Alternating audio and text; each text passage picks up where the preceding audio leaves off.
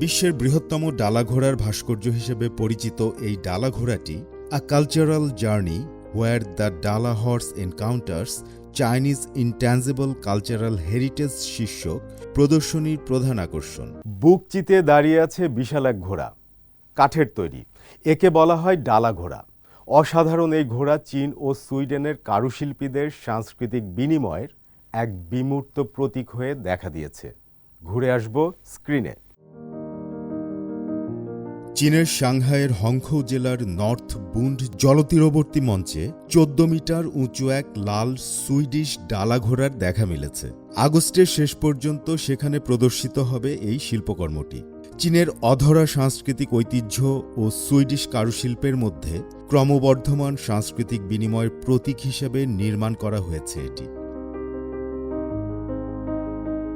বিশ্বের বৃহত্তম ডালা ঘোড়ার ভাস্কর্য হিসেবে পরিচিত এই ডালা ঘোড়াটি a cultural journey where the Dala horse encounters Chinese intangible cultural heritage শীর্ষক প্রদর্শনীর প্রধান আকর্ষণ।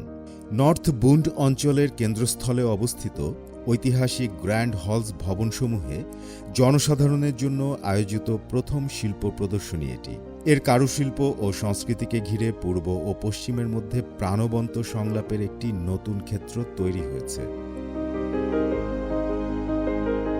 সুইডেনের অন্যতম জনপ্রিয় সাংস্কৃতিক প্রতীক ডালা ঘোড়ার ইতিহাস ১৭০০ শতকে ডালার্না অঞ্চলে শুরু হয়।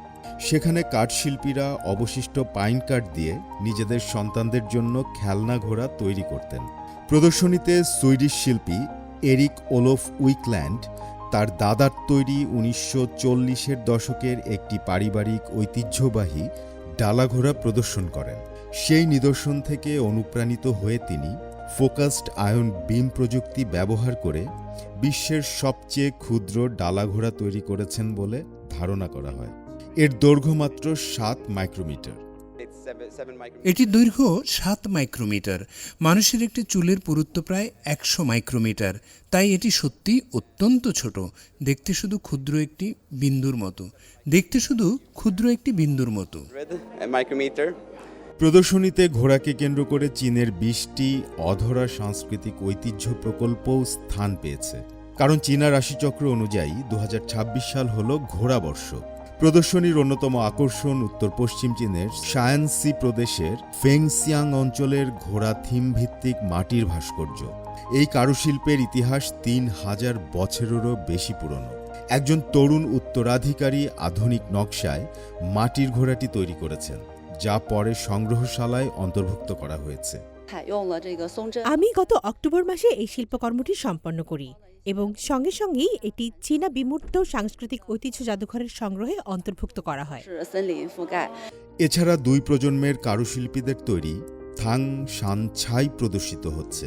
এতে ঐতিহ্যবাহী হলুদ, সবুজ, সাদা রঙের ঘোড়ার পাশাপাশি উজ্জ্বল প্যাস্টেল রঙের ম্যাকারন সংস্করণও রয়েছে, যা তরুণ দর্শকদের বিশেষভাবে আকৃষ্ট করেছে।